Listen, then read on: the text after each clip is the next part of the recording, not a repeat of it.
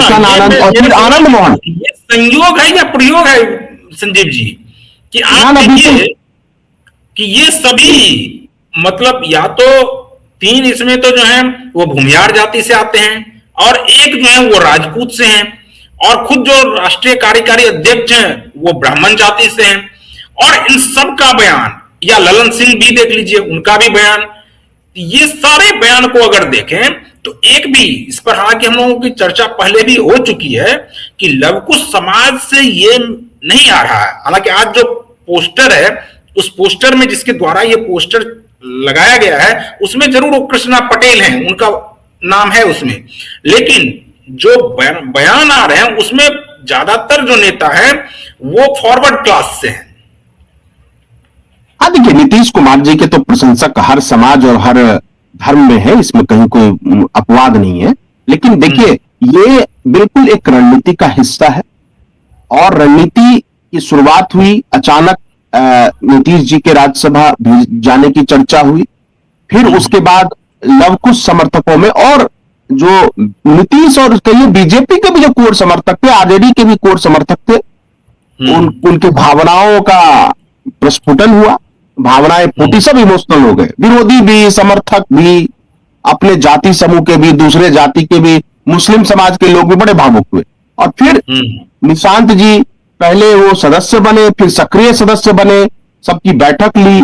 और मुझे लगता है कि उसके बाद ये बयान शुरू हुआ। अरुण कुमार जी ने ये बयान दिया कि मुख्यमंत्री निशांत क्यों ना बने, नीतीश जी जाए तो निशांत बने। उसके बाद उन्होंने अरुण कुमार जी से बैठक की, ऋतुराज के साथ बैठक की, फिर चेतन आनंद ने जब बैठक की थी, इनके साथ जो एक युवा टीम बनी थी जिसमें कोमल सिंह है, चेतन आनंद है, और भी बहुत सारे लोग,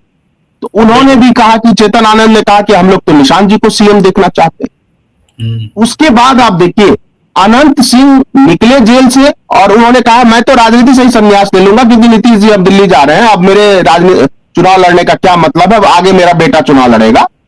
और उन्होंने भी कहा कि निशांत को सीएम बनाइए, और निशांत बहुत पढ़े लिखे हैं,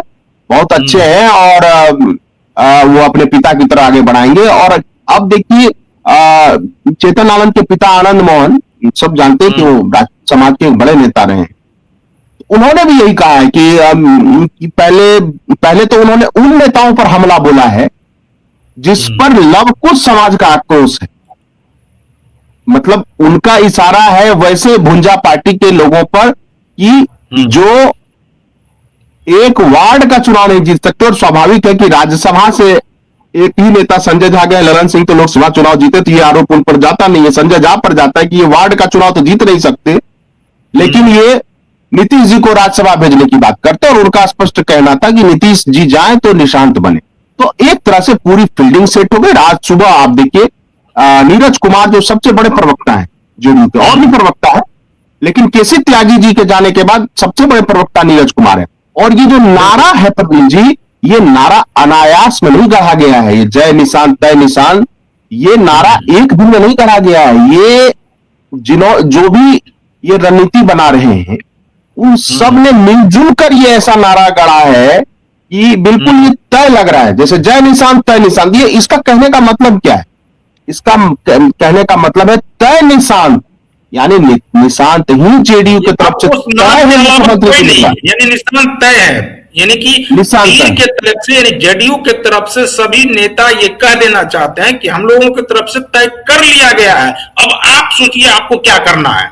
और इसी को लेकर यह कहा जा रहा है कि अमित शाह के माथे पर एक प्रकार से बल पड़ गया है, क्योंकि अमित शाह ये चाह रहे थे कि बिहार में बहुत ही आसानी से सत्ता हस्तांतरित हो जाएगी उनकी पार्टी को, और उनके पार्टी से सीएम चुन लिए जाएंगे। लेकिन बिहार में उनकी इस बार नहीं चली है, और इससे पहले भी नहीं चली, और इस बार तो बिल्कुल ही ऐसा लग रहा है कि नहीं चली है। अच्छा, इस कोई भी सामान्य सा समझने वाला व्यक्ति भी जो राजनीति को समझता है, जब 43 विधानसभा सीटों जेडीयू थी तब तो बीजेपी की चली नहीं बिहार में, अब 85 पर नीतीश जी हैं, और उनके प्रिय मित्र कुशवाहा, मांझी,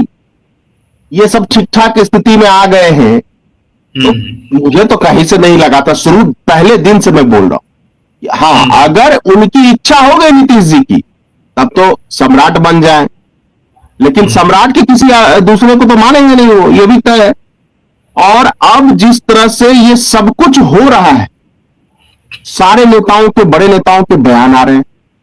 पोस्टर लग रहा है, प्रवक्ता बोल रहा है, और डिप्लोमेटिकली उन्होंने बोला है नीरज कुमार ने कि हम तो मुख्यमंत्री तय नहीं कर सकते, लेकिन हमारी पार्टी के लिए तो सबसे ऊंचे पद पर वो बैठे। तो बिहार में सबसे ऊंचे पद पर को ऊंचा पद क्या है? मुख्यमंत्री है, इसमें क्या है? तो ये उन्होंने एक तरह से कह दिया है। और आप देखिए कि जब समापन हुआ था ये समृद्धि यात्रा 4.0, तो उसके समापन के, हाँ, तो उसके समापन के बाद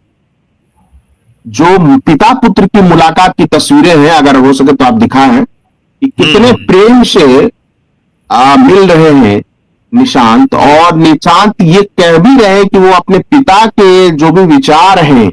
उस विचार को, जो काम किया है, उस काम को वो आगे बढ़ाएंगे। तो ये सब कुछ क्या है? जैसे मैं कुछ बता दूं पढ़ के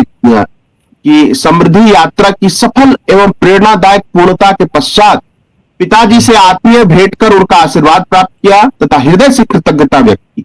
2 दशकों से अधिक समय तक उनके अथक परिश्रम, अदम्य संकल्प और दूरदर्शी नेतृत्व ने बिहार को न्याय के साथ विकास की मूल भावना के साथ नई पहचान दी है। आज बिहार नए आत्मविश्वास, सुशासन, समावेशी विकास के पथ पर निरंतर आगे बढ़ रहा है। पिताजी का स्नेह, त्याग और मार्गदर्शन ही मेरी सबसे बड़ी शक्ति है, जो हर कदम पर जन सेवा के प्रति समर्पण और जिम्मेदारी को सुदृढ़ करता है। तो स्पष्ट है। देखिए, ये तो निश्चित रूप से निशांत ने नहीं लिखा है ये, लेकिन मुझे लगता है जो इसकी भाषा है, किसी